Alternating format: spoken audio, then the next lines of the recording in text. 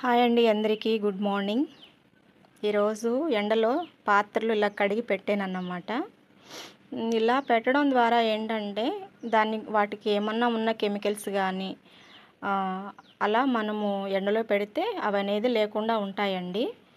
మా చిన్నప్పుడైతే ప్రతిరోజు మా అమ్మగారు ఈ వా వాష్ చేసిన ఈ పాత్రలు ఏంటంటే ఎండలో ఇట్లా పెట్టేవారన్నమాట. అవసరమైనప్పుడు తీసుకునేవారు. అయితే ఇప్పుడున్న ప్రపంచంలో ఏంటంటే మనం వెళ్ళిపోతూ సర్దేవాళ్ళు ఉండరు అని చెప్పనని మరి షింకు బేషన్లో కడుక్కోవటం, ఆ పక్కనే బోర్లించుకోవటం. దాని ద్వారా కంటికి కనిపించని బ్యాక్టీరియా అనేది పెరుగుతూ ఉంటుంది. అది చాలామంది గమనించరు. ఏముంటుందిలే అనుకుంటారు. నీడ ఎక్కడైతే ఉంటుందో అక్కడ కంపల్సరీగా బ్యాక్టీరియా ఉంటుందండి. అది మాత్రం చాలా నిజం అన్నమాట.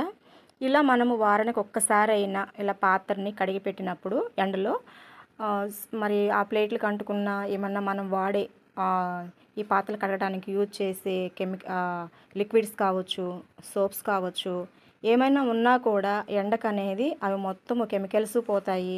ఏమైనా బ్యాక్టీరియా ఉన్నా కూడా అది చచ్చిపోతుందన్నమాట.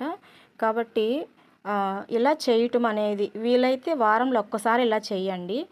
ఇలా చాలా చాలా మంచిది.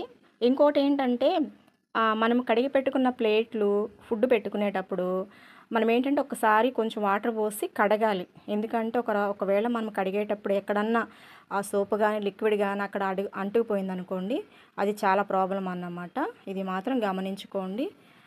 ఇలా వారానికి ఒక్కసారైనా చేయండి. ఓకే అండి, అందరికీ బాయ్.